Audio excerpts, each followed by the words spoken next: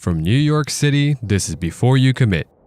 Advice you should consider before you commit to a school. I'm your host, Andre Ligai.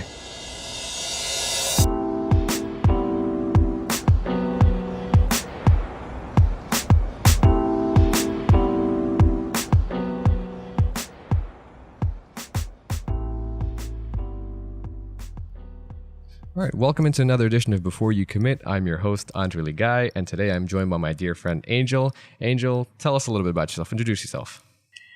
Hi, I'm Angel. I go to the university at Albany, and I am going to be a junior this coming semester. Very well. Now, Angel, before we start diving into everything, could you tell us a little bit more about sort of your cultural background, where you're from, things like that, just so people have a context on, your experience at Albany? So I was born in China. I came to the United States when I was about 3 years old. And then from there, I just was in Brooklyn for most of my education. I went to PS 105. Then I went to McAuliffe, and then I went to Stuyvesant High School with you. Well, you went to McAuliffe with me too. Oh yeah, that's different academies. I forget. Wow, that's how you treat me, huh? Well, I mean, we didn't know each other at the time. Okay, fair. I'll give you that one. I met you in high school, and then we were like, "Oh my God, you went to McAuliffe too?" Oh my God! like the other 80 kids that went. Okay, then true. Again, I was in Arts and Humanities. And not a lot of people from Arts and Humanities came to Sty. But here we are. I mean, mostly science kids, like myself, for example. Okay, you guys are smart. It's different. I wouldn't consider myself smart. When I got into Sty, I was so shook. Because the prep place I went to told me I was going to go to Brooklyn Tech. And I was so prepared to go to Brooklyn Tech. And then when I saw the letter that they give you with the test results, I'm just like, oh my Lord, I'm going to Stuyvesant. And then here I am. I made it through. So I guess it works. That would be a perfect segue for the phrase, and that, kids, that's how I met your mother. And then the theme song. No, that didn't happen. Okay, some people went to Sty and they were they got so many girls or guys or whatever. I saw people dating all the time, and some people were like me, and it just never happened. And that's perfectly okay. You don't have to be with someone. That's fine. Okay. So, Angel, tell me a little bit about, UAlbany, specifically the major you're pursuing and what you're doing there. So right now I'm pursuing a bachelor's in economics, and then what I plan on doing, it's still a little shaky. I do know I want to go to probably business grad school, but I'm still working on the details of it because I was originally going to go for a business degree, but my GPA wasn't good enough, and now I'm pursuing an economics degree because I couldn't make it, but it's okay. Mm-hmm. Yeah. And I also want to ask, what made you choose UAlbany at the end of the day? I mean, I did get accepted into other schools, but they were all private schools. In terms of the public schools I was pursuing, I've chose other SUNYs, so Binghamton, Stony. I applied to a bunch, but I only got accepted into Albany, and I didn't get accepted into any CUNYs. So basically it was a choice between public and private, and I didn't feel like paying a bunch of money to go to a school that wasn't they weren't really great private schools. They weren't anything like Ivy League or anything even near that.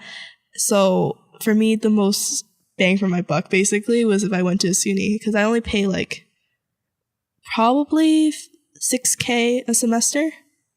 And now that I became an RA recently, so that takes off $4,000 every semester. So now it's less than $3,000 a semester. So that's how I chose it. I was just if I'm going to go to college, I might as well go to something that's SUNY. That's a pretty good school in my opinion.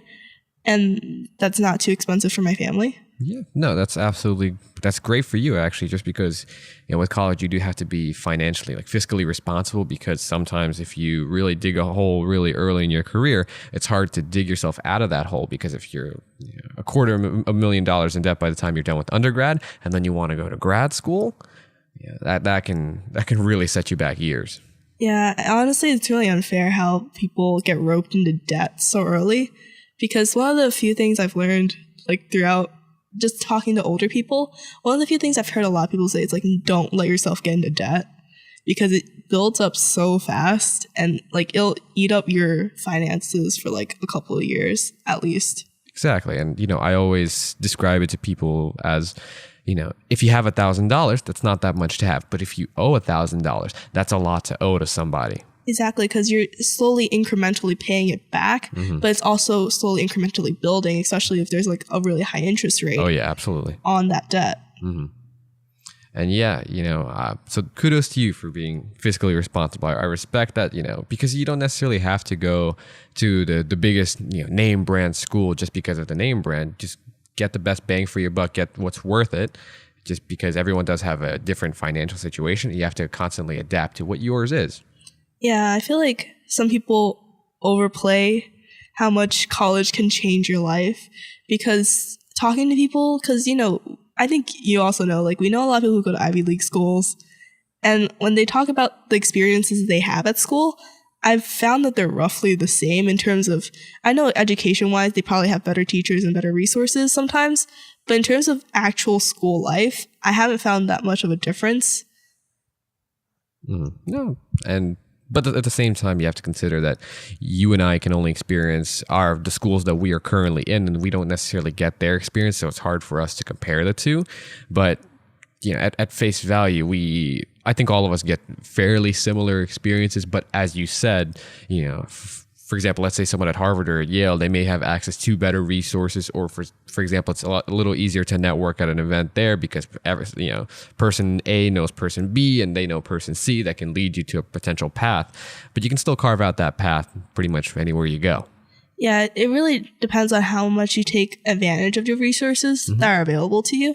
Because just seeing from like my school, a lot of people don't take advantage of anything that's in front of them. There's a lot of events like job fairs, like companies come and visit and talk and have speeches, and like not just for business majors, just like for every major, like there's biology events, whatever. But I don't see a lot of people going to those, and it might just because my like school is kind of considered a party school. It used to be considered like a really big party school. Now it's like not really, but I still see like that atmosphere on campus where people aren't exactly too focused on making the most of their time there. And yeah, but that can be something that happens at almost every school. Then again, it's not, I can imagine certain schools in other areas, for example, maybe Florida near the Miami area, their level of partying is different. And they have, I suppose they can have different priorities, but ultimately it's up to each student to take advantage of their own situation. And hey, if you want to party, that's on you. You make that decision consciously. Now, I would like to move on to a different question, and that this actually goes back to the application process. Now, as you remember, the college application does include an essay portion. Now, can you give me an idea of what you wrote about and why you wrote about it? I wrote about the fact or like my experience with having like really bad depression during like the earlier parts of my life, like starting from like probably the middle or beginning of middle school all the way to like the beginning of high school, and like solidly like in the middle of sophomore year, like that's when I really like got my life together. But I wrote my college essay mostly about that experience because it contributed a lot to my grades. And basically, like in high school, like I didn't have good grades, especially during the beginning. I had like, I failed probably 4 courses freshman year, went to summer school, but I still had to make up stuff throughout like the rest of my years there. But a lot of it had to contribute with like my mental stress, like that kind of like inability to do a lot of things during that time. So I wrote about overcoming that. I did get like people telling me that I was writing too much about my experience being sad, and it was like kind of a downer essay.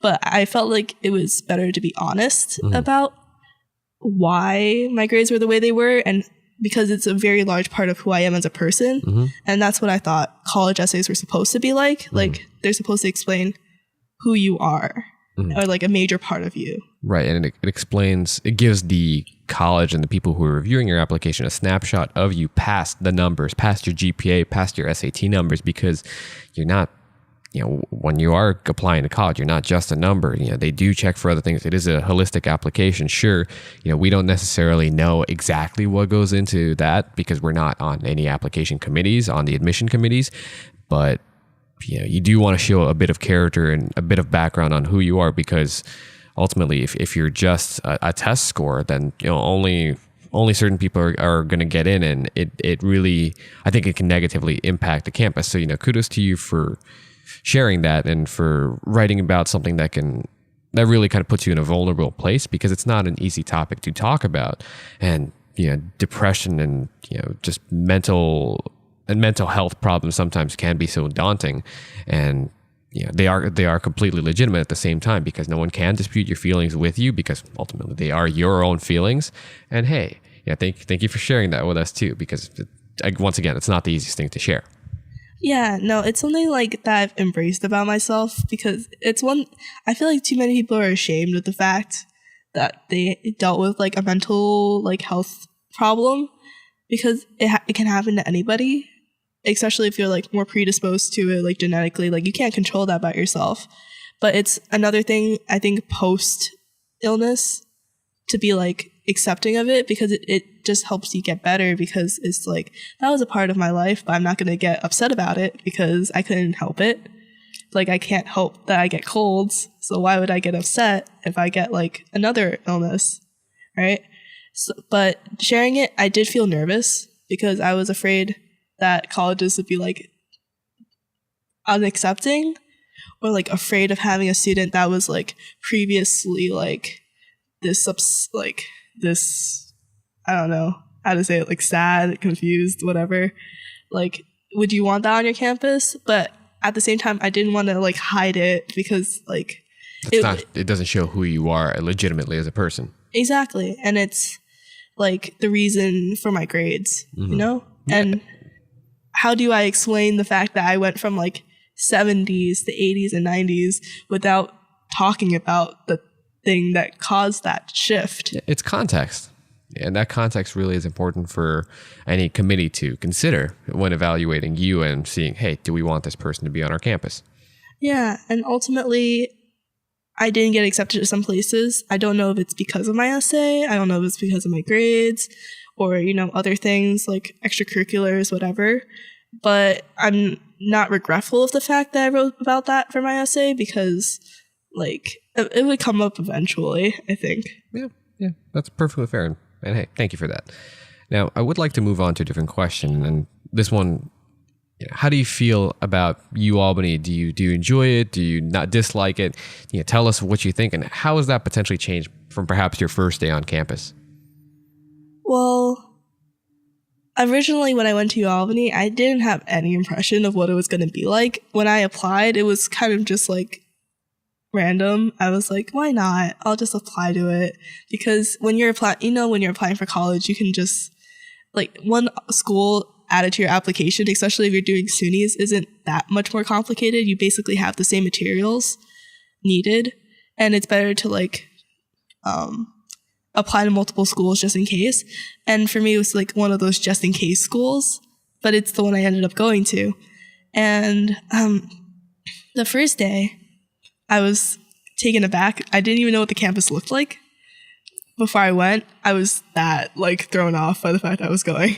I like was not expecting to go.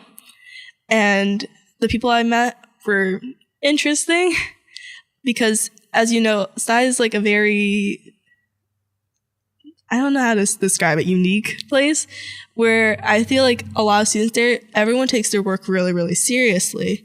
No matter like what kind of person you were, I've never met someone who didn't at least care somewhat about their grades to a degree. But when I went to college, I met a lot of people who I thought really shouldn't have gone to college because they were there to party. But in my head, I was like, why are you here to party? You could party even if you weren't in college, right? But they were like, I just wanted to try it out. But they weren't honestly putting any effort into what they were doing at all. Yeah, I mean, everyone has different priorities, and the thing with Stuyvesant, I think we all had pretty much the same priority, which is, be as high of achieving of a student as we can be, and try to get to, a good college and kind of propel ourselves forward. But, when you are at college, you meet very different people with very different goals from yourself, and perhaps they just want to party. Exactly. You feel like you finally met real people. I feel like at Stuyvesant you meet people who are just like you, and at college you meet people who have completely different lives. People who I've met like didn't even know really what, like they only took the SAT once and they didn't prep for it at all. And like they were just like, I don't know, somehow I made it to college and now I'm here. Meanwhile, most of my life I've met people whose only goal academically was I have to get into a good college, and knew every aspect of the process. Like they knew applications, they knew essays, like edited to perfection. When I went to college, I met people who really didn't even understand high school grammar. And that's not saying that's like a super bad thing. They were good at other, like they had other talents, but it's new. Right. And I think from Stuyvesant, we had certain expectations of college just because we thought it would kind of mimic that. Now, speaking of expectations, do you feel that Albany has matched or perhaps not matched some of your expectations, and can you tell me why? I expected college to be a lot harder than it is, probably because of high school and how hard that was. I was expecting something along that level. However, when I went there, people, like my professors, were a lot more relaxed than I thought they would be. I feel like we grow up thinking or hearing from other teachers, but when you're in college, they won't let you go for this kind of thing. They won't let you be late. They won't wait for you to raise your hand or whatever. Like there's a bunch of things that teachers say, like when you get to college, that the things that you do now at that time in high school or middle school or whatever, it won't pass in college. But the truth is, it does. They don't. College professors care so little about you. Not saying that if you don't visit them, that is. If they get to know you, they do start to care about you. But if you're in a sea of 300 people... You're just one of 300 faces. Exactly. They do not care or know you. You are just a grade. Mm-hmm. Yeah. Now, can you actually tell me a little bit more about your first day, maybe the moving in process, attending your first classes? How was that? What was that like for you? My first day was interesting. Oh. So I moved in, everything was okay. I didn't really get to unpack that much before the people I met during orientation hit me up and they said, hey, we're going to go out and party because it's the first day. And at that point, I've never gone to like a party that was actually like a party, like big parties. I've drank before. Yeah, like frat parties, because that's majority party.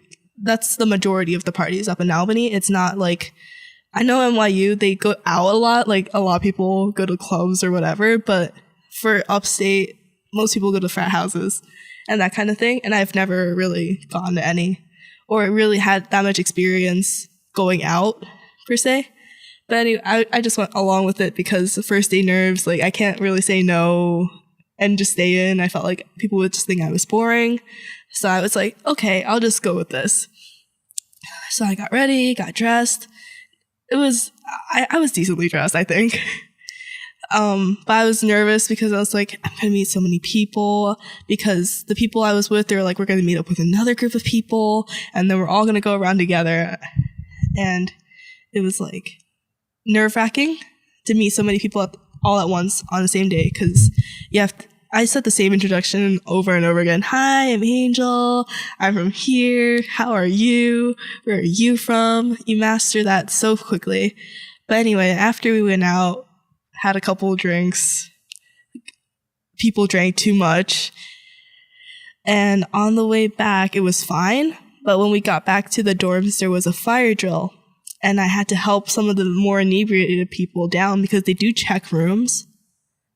And basically, even though we were fine on the way going up, after going down, someone threw up on the ground outside campus. And basically, campus rules say, I know this because I'm an RA now, if you see somebody who throws up or is passed out, they have to be taken to a hospital. There's no exception to this rule. You have to call it in. And basically, they called an ambulance and the police to come check on her. Not like the police, but just like campus security. Yeah, campus security, because they're trained in assessing whether someone is inebriated to the point where they have to be taken to a hospital. And basically, she didn't even know how old she was. It was that bad. Yikes. And I took her to the hospital. I went with her because sense of duty. I'm one of those people, I can't let people like go. Like, I feel like this need to take care of people. Like, I wasn't perfectly great myself, but I was conscious enough to realize she probably needs someone to go to the hospital with her because she has nothing on her. So my first day at school, overnight, I spent at a hospital, sleeping in a chair with a thin blanket over myself and freezing to death. Wow. You know, Angel, I think you live up to your namesake. You're a wonderful person. You're an angel. Thank you. Wow, that's quite a story. Now, you know, we will be telling more stories later on the segment, but I do want to kind of move on to a different sort of question. So what sort of clubs or organizations are you currently a part of, or you were a part of previously, and how do you think they've shaped your college experience overall? So freshman year, I accidentally rushed for a sorority, which was interesting. I didn't know what rushing was.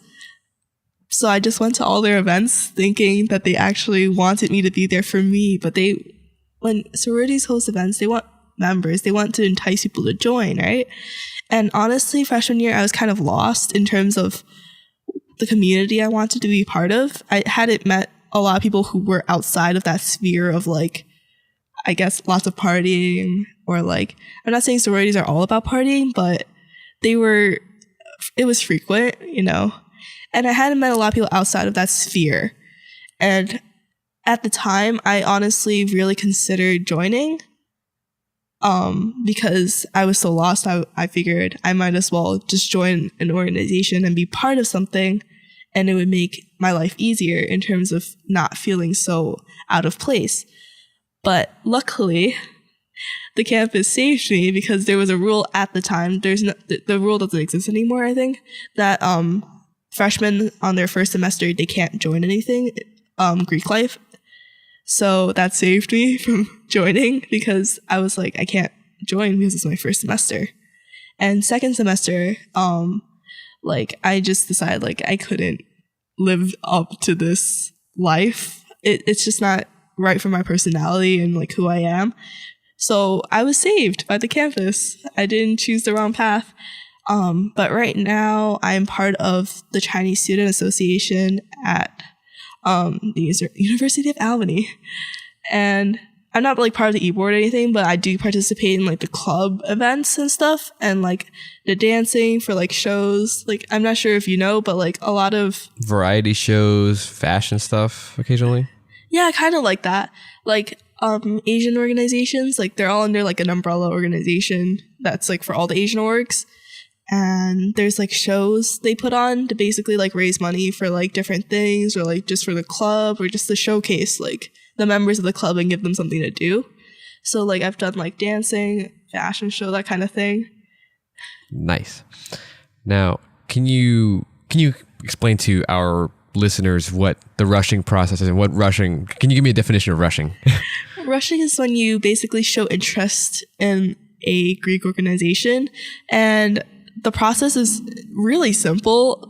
That's why I was originally confused. I didn't know what rushing was. I thought there would be an actual process, but rushing is just going to their events and getting to know the people there. And honestly, rushing is pretty fun because when you go, all the attention's focused on you because, you know, they want to entice you. I'm not saying they're trying to like trick you, rope you into something, but they want you to join. But they do want you to join, yeah. And it's not like it's a bad thing for them to host these events. They're really fun, but you have to be conscious of the fact that if you consistently go to these events, you are showing interest in joining this organization or this whatever it is. Mm-hmm. Okay. Now, I'd like to ask you, what sort of activities would you suggest to a new student, or what sort of activities would you recommend to specifically avoid? So things to do is definitely check out organizations on campus because it's so easy to get too focused on your academics and forget you're there for, especially if you're living on campus. You're there for so much of your time. You can't possibly fill up all your weekends studying for your next test because as fun as like getting A's is, you are not going to be living your best life if you have zero social time. And social time on campus is really hard if you're not part of an organization because you don't have classes with people anymore because people you meet are from all different majors, basically. And you'll probably never have classes with them. And if you don't have classes with them and you never see them outside of like classes, then you're probably like, you're never going to see them. You can't build bonds like that. If you're part of an organization, then you're constantly going to events together or performing together, or, you know, there's just opportunities for you to meet. And that helps like foster the sense of community. And for me this semester, or like this past year, when I really got more involved in a club, that's when I really felt like that social need in myself get more fulfilled. Because freshman year, I was kind of a loner. Because I was like trying to find the right org for me.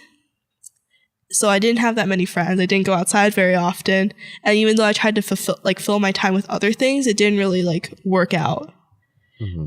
Yeah, and you know, sometimes, especially in that transition from high school to college, people can feel a sense of isolation because, you know, you're in a completely new place, you're doing completely new things, and perhaps you don't necessarily know what you want to do just yet, and you don't know who to hang out with. Just, you know, for example, not as many people may go to certain schools from your high school, so you may not know that many people. So it is a really difficult process sometimes. And there's nothing wrong with kind of taking your time, and sometimes you do get lonely, you know? Yeah. I mean, I knew like probably 2 other people that went with me to Albany, and it's nice having a sense of familiarity, but I also recommend to people to try to expand beyond their old social circle, especially like I know a lot of people who went to like schools that a lot of Psy people go to. A lot of their current friends are still other people from Psy, and that's nice, but I feel like meeting different people has helped me expand my view in terms of like how I expect people to be. I'm a lot more open-minded now than I used to be freshman year. Like I said, like freshman year, I was kind of thrown off because I met a lot of people who academically, honestly, I couldn't really respect them. But I've learned to see other things in people, if that makes sense. No, that's perfectly fair. Now, I do want to move on to a different question, and this one's also still about advice about to an incoming student or an applicant. So, what do you wish that students would see or understand about the actual application process to college? That's a good question.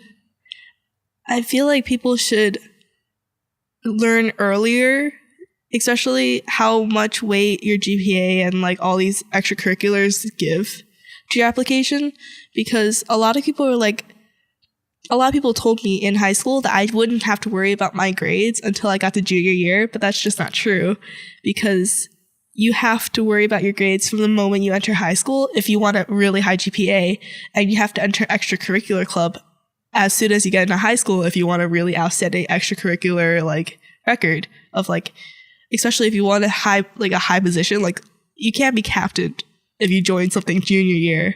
You got to be there from day one, on time and on target. Exactly. But people don't tell you that, because I don't know why people don't tell you that. And I wish people would tell people that. Now, guys, we are telling you that. Well, yeah, I'm letting you know right now, focus on your GPA from the first day, because if you ruin your GPA, it's so hard to bring it back up. And I know this not just from high school, but like every other school I've been to. Like I'm the person who's always ruined my first year grades because of like, well, that adjustment period is hard. Honestly. Exactly. Yeah. Adjustments or just like expectations of it being supposed to be easier or something like that. And then you get knocked in the face because you're like, it's not that easy. And you actually have to work for it. Yeah. I mean, it challenges some expectations you may have had before. Now, this was kind of a serious question. Let's give you a fun question. So what do you think is the best purchase you've made for campus life so far? So I thought really long and hard about this question. There's so many essential purchases that you have to have at college, but you have to have a rice cooker, especially if you regularly eat rice. Like, campus rice sucks. I'll just say it right now. They'll try to tell you that they have rice at the dining hall, but it's either too soggy, too overcooked, or too undercooked. You can't make rice like your rice cooker does unless you have one. And it's also great to have like a little electronic skillet. That's one of the best purchases I've ever made, because I could cook my own food even though I'm at college and I don't have a kitchen. Mm-hmm. And that saved me. Now, a quick question. Are those things allowed in your dorms? No. Okay, nice. I respect that. But, okay, all you have to do, I don't know if I'm really supposed to say this, but you just have to hide it with the inspector room. And the fire marshal, like, they have to email you, and they tell you the day that the fire marshal is coming to inspect your room. So all you have to do is put it away, because I'm probably not supposed to tell people this, but it's not like hidden knowledge or anything. RAs are not allowed to touch any of your stuff, like move anything in your room. Like supervisors, like no one can actually move anything in your room. So if you just hide it literally under a box or under your blanket, they're not allowed to move it because it's not their property. Exactly. And they're not allowed to investigate because basically the only thing you're allowed to report is anything in plain sight. If it's not in plain sight, then it's not their jurisdiction. Exactly. Unless if it's drugs and they smell it, they do have a reason to investigate, and they will call the police though. This is not advice for drugs or anything like that. We're not giving advice about drug-related paraphernalia, but we are just talking about these are things you will encounter on your time during your time on campus. Now, a question about that: how often do the inspections with the fire marshal happen? Like probably like once a semester. They just want to make sure that nothing in the room, like a lot of people cover their fire detectors because of illegal activities, and they want to make sure that people don't have that covered because in case of a real fire, you still follow protocol. Exactly. Mm-hmm. And also, I had a thought. What was it? Oh, a lot of people don't pay attention to the emails, and that's how they catch people, because they'll be like, oh, there was an email about that? Because they do email every time they visit, but a lot of people just don't check their email, and that's how they get caught. So check your email, people. That's a pro tip. Check your email, people. Now, since we are on the topic of rules, what do you think is the most annoying rule that you've encountered on campus or school policy? Oh God, there's so many. Well, give me one. One of the most annoying rules is probably like, for most people, I think it's the noise rule. You can't make a certain amount of noise past a certain amount of time because people have to study and it is a shared living space. But if you want to play your music and it's a little bit too loud, people will call the RAs on you. And as someone who's worked in an RA, I get the most unnecessary calls sometimes because I can't even hear from the hallway. But once you open the door, you hear it through the walls. And some people, like, even if you go check on the room, you don't really hear it that much. But it's just because of the sensitivity or like... are the walls thin? Yeah, the walls are pretty thin. Oh, that's another thing. You will hear people canoodling. Okay, yeah. The walls are thin. Yeah, well, that's just a matter of shared living spaces overall. Yeah, but what was the question? So most annoying rule you've encountered so far? Okay, that's one of them, but I feel like there was another one. Hold on. I'll tell you what. We'll go to another question for now, and if you remember, we can come back to that. Okay. So since we were talking about rice cooker and skillet earlier, can you tell me a little bit about food on campus? Best food places on campus or perhaps off campus as well. So if you go to Albany, you'll probably know that there's not that much good food, especially on campus. Like it doesn't taste that great, and especially like.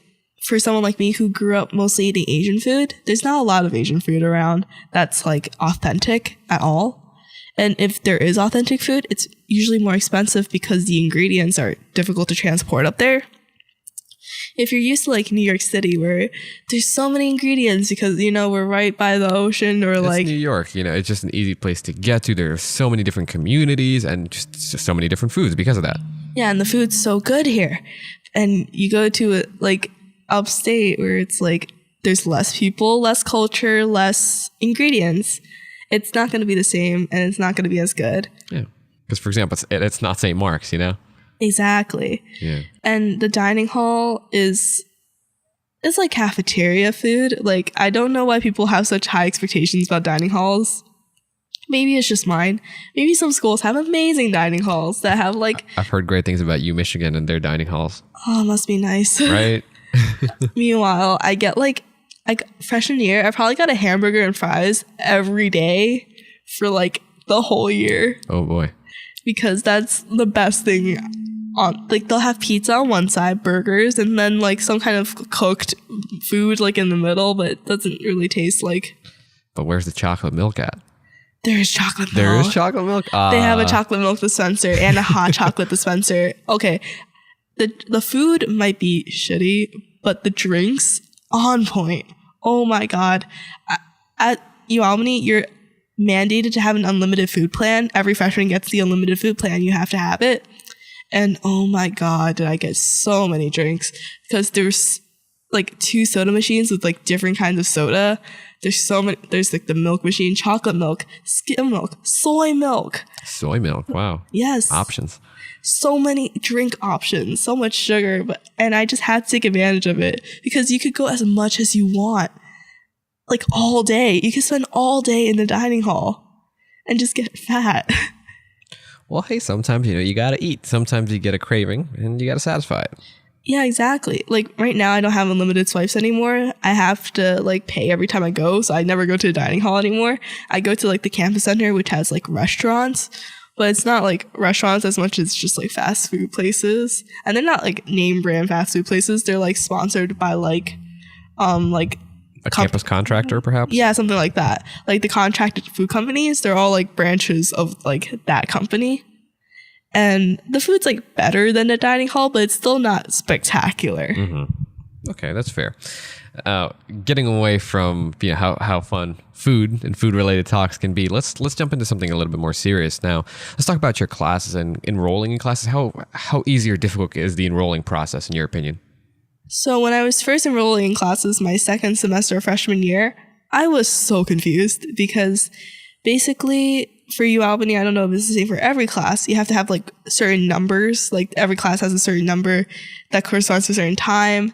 And basically, there's 3 different websites that you have to go to. One to find out the class number, one to arrange your schedule, and then a third one to actually set up and buy your schedule.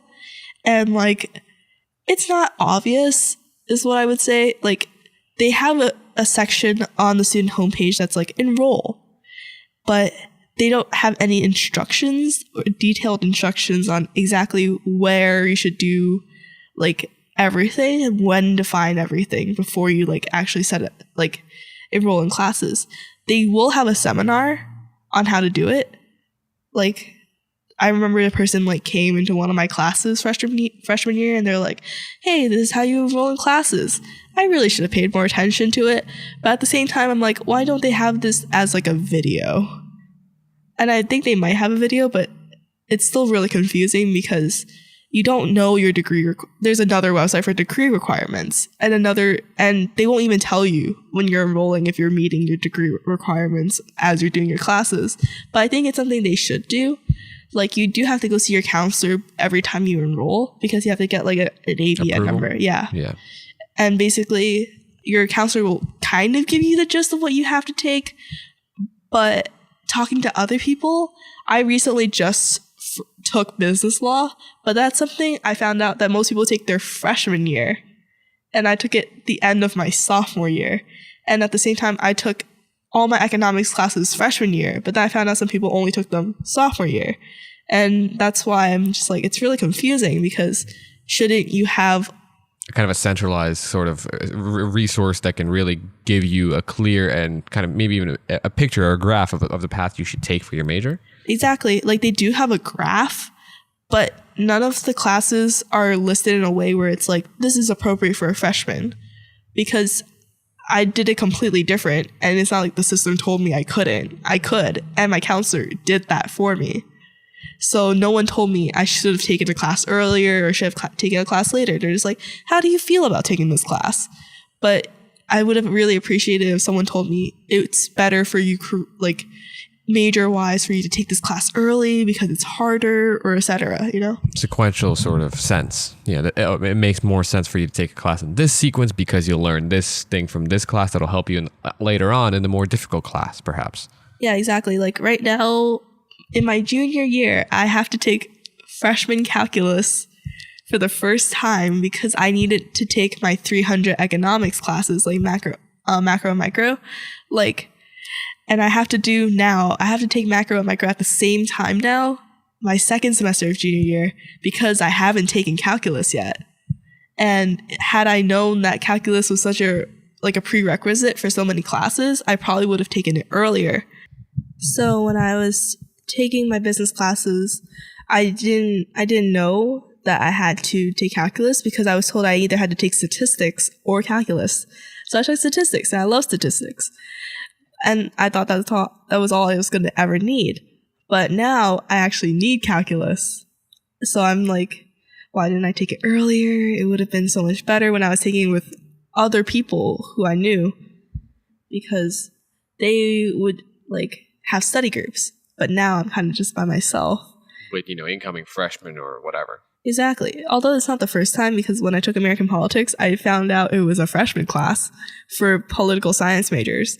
So I met a bunch of freshmen while I was a sophomore, just taking American politics with me. I mean, hey, there's nothing wrong with taking things at a later time, but perhaps, it'd be better if things were a little bit more streamlined. Now, I do want to ask you, what do you think is the most annoying required class that you've had to take, and tell me why? Oh my God, there's so many. Well, one. I remember I had to every freshman class has to take a required seminar class. For me, I chose Sketch Your City, which is like an urban planning class. And my problem with it is not that it's required that you take a seminar. My problem with it is that you have to take any seminar, even if it's completely unrelated to your major, because classes fill up fast. So even they'll give you top 3, they'll give you 3 choices. Sketch Your City was my third one. So I couldn't get into the business one I wanted. I couldn't get into another one I wanted.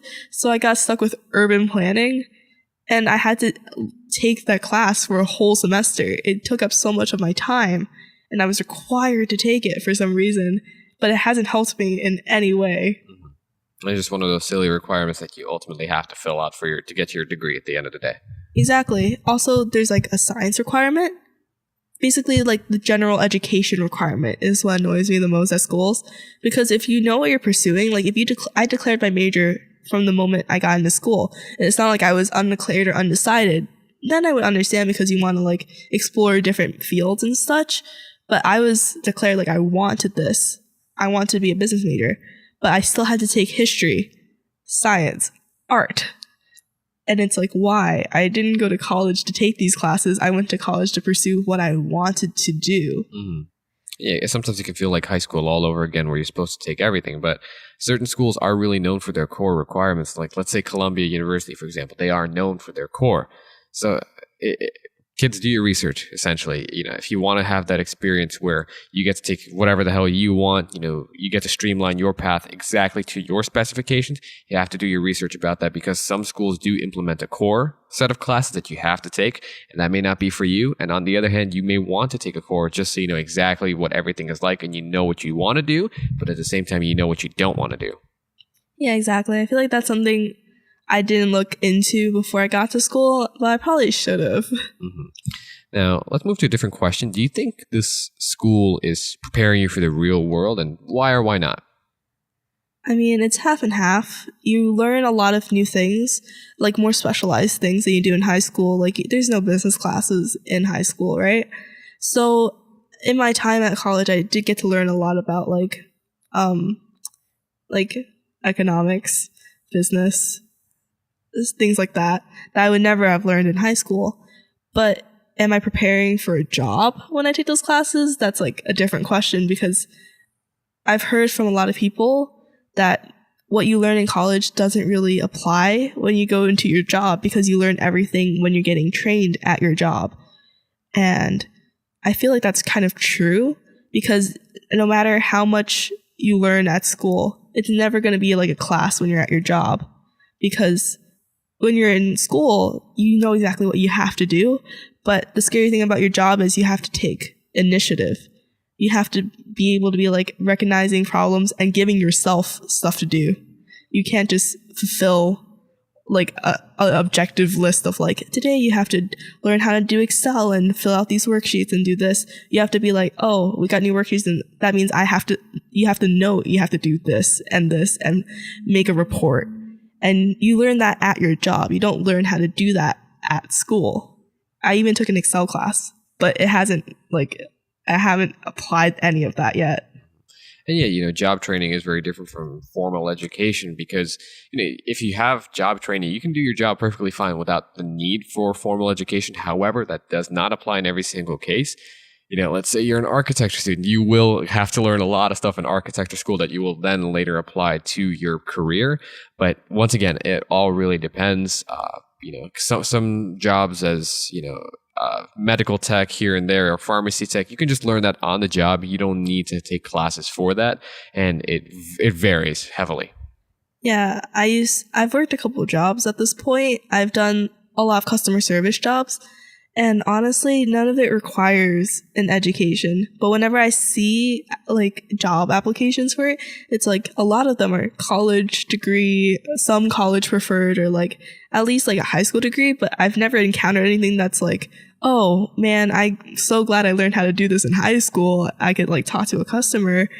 No, as long as you know basic middle school math of like adding, subtracting, how to talk to people, it's fine. You don't have to go to college to get a job.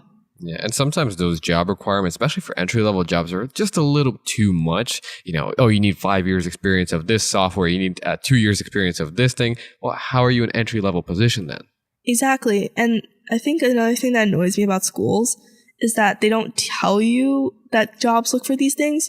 If I had known that a lot of jobs would require me to know certain software, then I would have started learning them super early. But kids don't get told that they have to know Adobe this or that, or like know how to write in these computer languages. Because, even though we went to a specialized high school and we did have to take computer science, we never learned most of the popular languages that companies are looking for. When I see tech jobs, they're like, it has to know like Python, C++, like all these things. We don't have to learn that in high school. But only the kids that took like AP computer science and then the software development, like those higher level courses, only they would know really. Exactly. But when companies are looking for someone to work for them, they require that because those are the popular ones, but they're not the ones that get taught to everybody. Now, I do have a question, and kind of in a similar vein of what you were talking about now. What do you think are some things that your school does poorly, or perhaps that your school does well? And can you kind of give me background on that?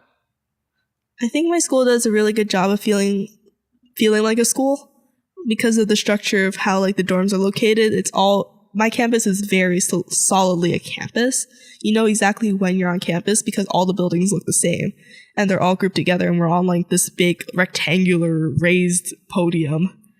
And you always feel like you're on campus, and I feel very safe when I'm at school. So I think that's one thing they do very well in terms of like how they've planned the school for on being. A thing that my school does kind of poorly would probably have to be like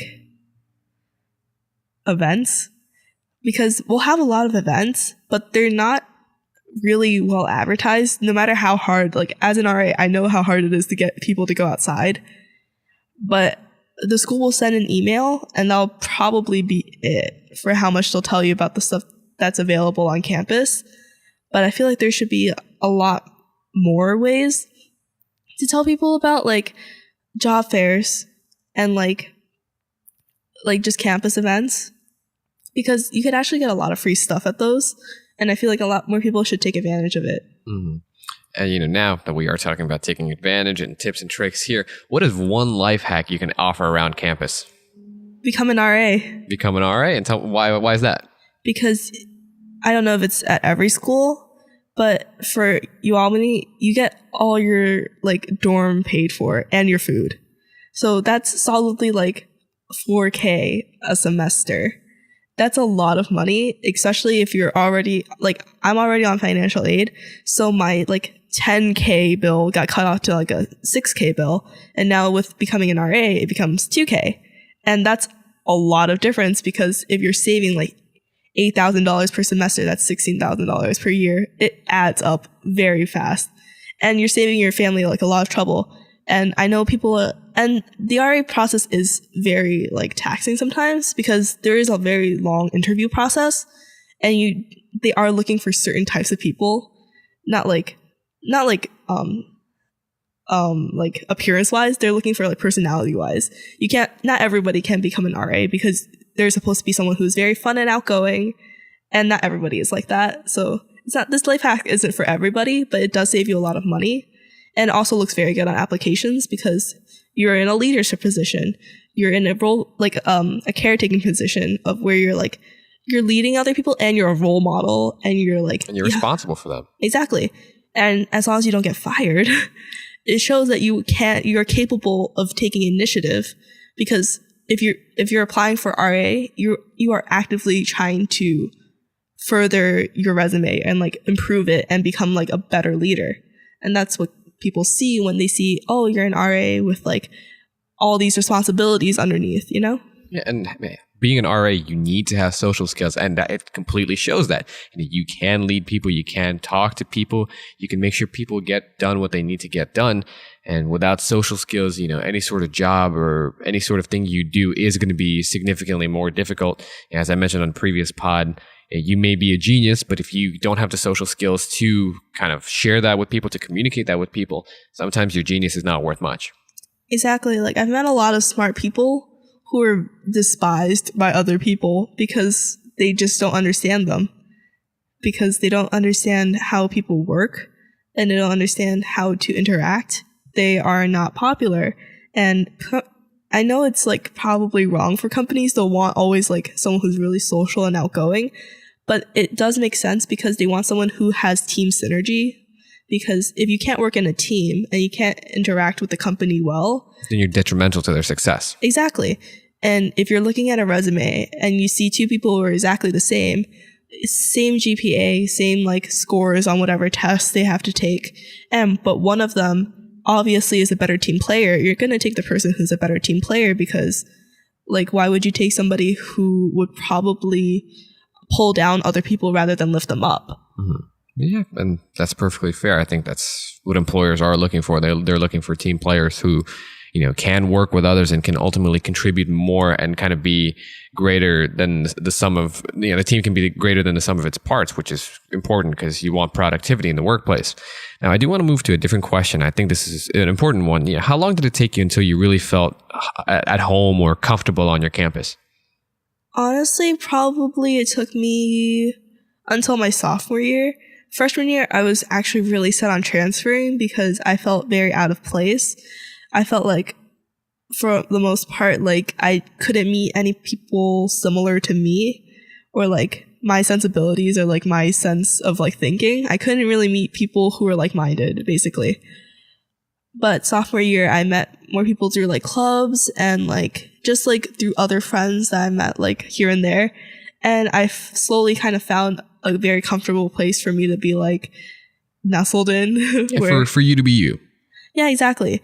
Where I would have people I could hang out with and have people I could go out with, but never feel like I'm trying to be someone who I was not, which was kind of what it was like freshman year, because I felt like freshman year I was trying to become a party person because that was the people I was surrounded by. I wanted to be someone who was fun, but it was really taxing on me emotionally because it didn't feel like I was being myself. But now I could kind of go out and just kind of be me and be comfortable and like be surrounded by people who understand that. And hey, there are very different definitions of fun. You don't necessarily have to be a party animal or a big drinker, or you don't necessarily have to go out every night to have fun or to be fun, because that's a very subjective thing. Now, I think this is the most important question that I have for you. Would you recommend this school to someone younger, perhaps a younger you, especially given that power of hindsight, knowing what you know now? Do you think your school is worth it? I feel like I'm half and half on it, because there were some aspects of my life I couldn't control that added to like the reason why I didn't like the school very much freshman year. And no matter where I was, those things would have probably happened to me anyway. And that like caused a lot of mental stress on me that like was like, that made me think I probably should transfer. But sophomore year, it got better. So in hindsight, I would say that I wouldn't not recommend myself to go, but I would still tell myself to try to expand my options and look into different places, especially like different CUNYs and like things closer to home, because I was very homesick freshman year. Like I missed my family so often. I would go home like every week. It was that bad. And so I don't regret it, but different options probably could have opened my mind a bit more to like exactly how the college experience would be. And I probably would have been more prepared for it. But it's not that bad a place. I'm not unhappy with it. But at the same time, I am someone who does just adapt to places I'm at. So perhaps, if you had done things differently, you would have had more opportunities and you could have gone to a different place. But, that's all in the past. It's a series of what ifs, Yeah, I feel like I'm an unreliable narrator of my life. Oh, don't say that. Yeah, because, I feel like every person can always get used to where they are. Your brain just has that unique ability to adapt, to just be happy with where you are. So for me right now, I can't imagine another life because I haven't lived another life. Right. I only know what I know right now. And my brain's gotten used to it. So I can't say I'm unhappy because I'm not unhappy. But at the same time, I don't know about those other possibilities. Mm-hmm. Because hey, we only ever have one life to live, Exactly. You might as well just make the best out of what you have. Mm-hmm. Right. I do have two last questions for you. So number one, do you think it's harder to get in or do you think it's harder to get out or succeed on campus? I feel like enrolling in college is pretty easy because schools are looking for people to pay their tuition. As long as you meet the requirements, I know Ivy Leagues are probably different, but like, especially like middle to lower schools, they are so happy that you are attending. But if you don't take advantage of the resources that they give you, then you're not going to succeed at school because no matter how smart you are, this is a testament to myself. I've always been a really good test taker. So I've been in most people's definition of smart. Like I fit that. But like throughout my time at different schools, I've never been super successful because I'm someone who always struggled with effort and putting in like the required effort that success requires. So I'm the testament for like, you really do have to try. No matter how smart you are, A's don't come to you. You have to go to them. Yeah, it's perfectly fair. Now, this is my last question. And, what are some things that a student should consider before they apply or before they attend? Can you kind of give us your sort of last pearls of wisdom there? I feel like people, when they're applying to school, can you imagine yourself going here? Imagine a day or like a week of going to the school and seeing how you would think it would be like. And then actually visit the school and see how you like it there. And if you can kind of vibe with how the school is set up, like every aspect of it, like their classes, their majors, like what's available to you there, and like their living spaces, if you can truly vibe with how that is, like for a week, you can imagine it in your head, then that's probably the right place for you. If you're happy in your head that you can see yourself going there.